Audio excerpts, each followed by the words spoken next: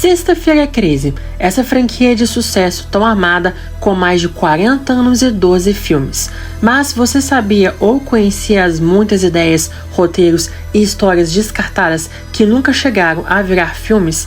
E elas vocês vão descobrir nessa terceira temporada Sequências Perdidas de Sexta-feira 13.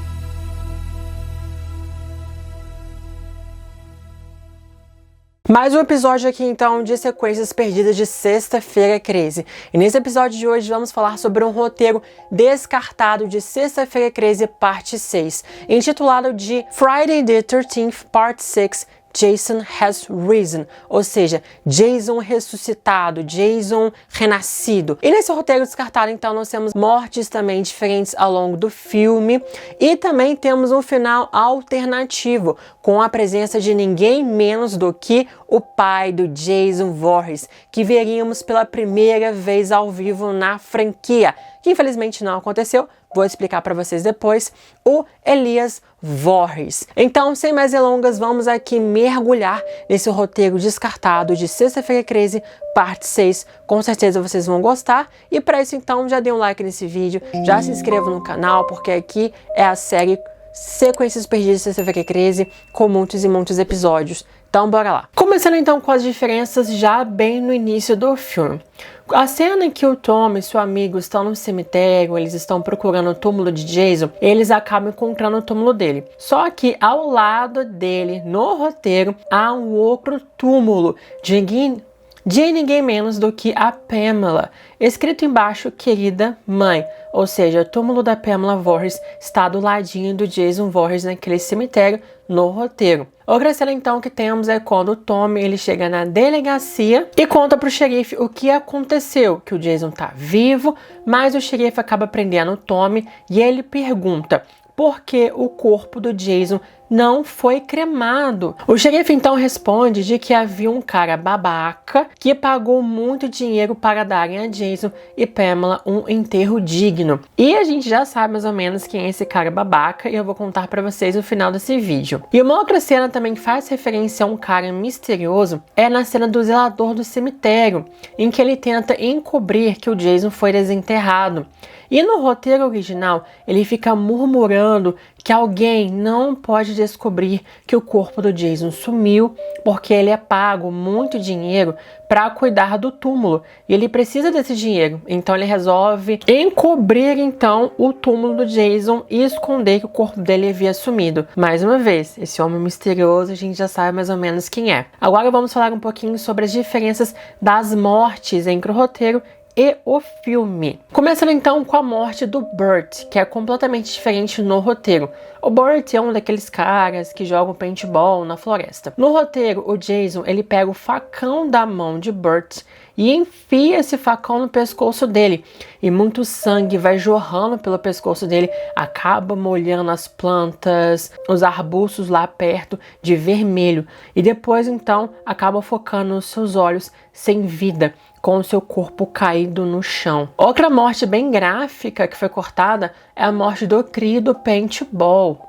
O Jason aparece do nada no roteiro e corta a garganta dos Crees com um facão de Burt, que ele pegou da morte anterior. Isso vai mostrar então eles sangrando e caindo no chão mortos. E no filme, galera, temos a cena do zelador morrendo, sendo que no roteiro esse zelador do cemitério não morre. E logo em seguida também a gente tem a morte de um casal que faz um piquenique na floresta durante a noite. Essas 3 mortes não estão no roteiro. O zelador do cemitério sobrevive no roteiro original e ele aparece no final, uma cena muito importante. Outra morte então diferente é a morte da Jill, que no filme ela se chama Nikki. Ela tá junto com o Kurt naquele RV. E no roteiro, então, o Jason ataca e prende a Jill no banheiro. Só que, diferentemente, ele acaba esmagando o pescoço dela lentamente, vai escraçalhando o pescoço dela, enquanto o nariz dela sangra e a boca dela, no final, acaba espirrando sangue para todo lado. É uma morte muito gráfica também aqui, que foi amenizada no filme. Outra morte também que é diferente é a morte da Cissy, uma das amigas da Megan que trabalha no acampamento. A morte da Cissy, ela não é mostrada no roteiro, Já no filme, depois que o Jason puxa ela da janela, a gente vê o Jason torcendo a cabeça dela. Só que no roteiro, a gente só ouve os sons da morte e não vê a morte dela na íntegra. Outra diferença também de morte é a da Paula, também outra amiga da Megan. No roteiro, não é mostrado o sangue jorrando na janela e nem o corpo dela sendo jogado pela janela também não. No roteiro original, o Jason entra na cabana, a porta se fecha, a gente consegue ver os gritos da Paula e depois fica todo extremamente silencioso. E uma morte diferente também temos a do policial Papas, que é diferente no roteiro. O Jason ele pega o rosto do policial, arranca a pele dele completamente do rosto e fica somente o crânio dele. É uma cena assim meio que sarcástica porque ele é chamado de policial bonitão. E aqui então o Jason arranca o seu rosto. E também na morte do xerife, né, que é o pai da Megan, a nossa final girl do filme, também é completamente diferente. No roteiro, o Jason arranca os braços dele, pega a cabeça dele, torce a cabeça 180 graus, depois quebra a coluna dele no meio e o corpo dele fica retorcido e quebrado também no meio. No filme ele só fica com o corpo torcido e quebrado pelo meio, mas no roteiro o Jason faz coisas atrozes com o personagem, né? E na batalha final também temos algumas diferenças, a batalha entre o Tommy versus o Jason no lago. No filme, o Tommy ele coloca fogo no lago, só que no roteiro essa cena não acontece. A luta é praticamente igual a que temos no filme, exceto o lago pegando fogo. Mas uma grande diferença é a luta da Megan com o Jason.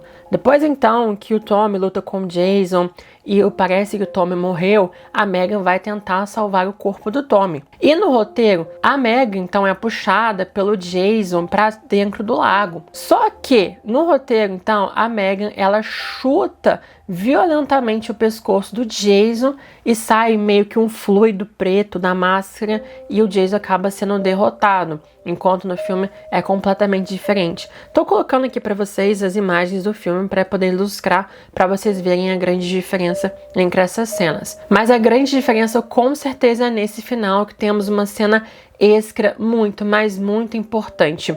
O final do filme, ele vai focar o Jason preso lá no fundo do lago, adormecido. Mas o roteiro, ele tem uma cena extra. Novamente, esse zelador do cemitério retorna, relembrando vocês que no roteiro o zelador não morre. Então o zelador, que chama Martin, ele tá cuidando de um túmulo que a gente não vê de quem que é. E atrás do Martin, então, aparece um homem completamente desconhecido. O Martin acaba levando um grande susto e acaba então falando que esse homem misterioso é ninguém menos que o Sr. Voorhees.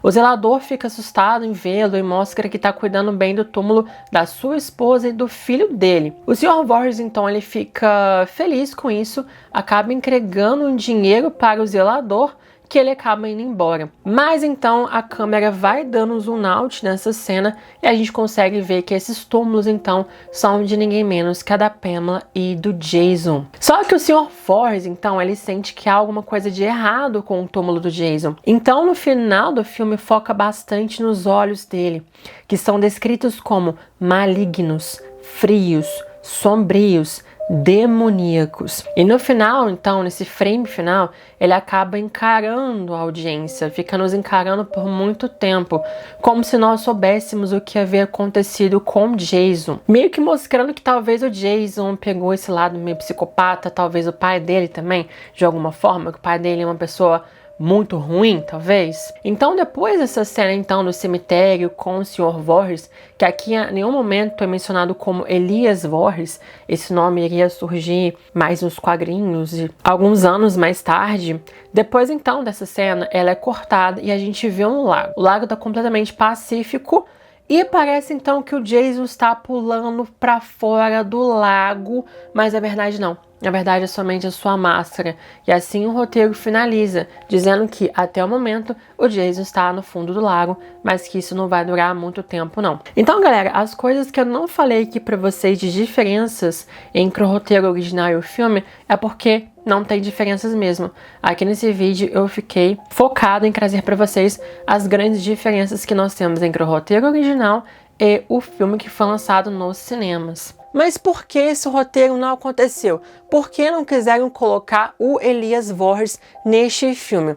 Os produtores, eles não queriam ter o compromisso de inserir o pai do Jason na franquia e de, na sequência, obrigatoriamente, eles precisavam explorar muito essa mitologia, explicar a origem do pai, a história dele com a Pamela, com o próprio filho, por que ele ficou desaparecido esses anos todos, o que aconteceu com ele.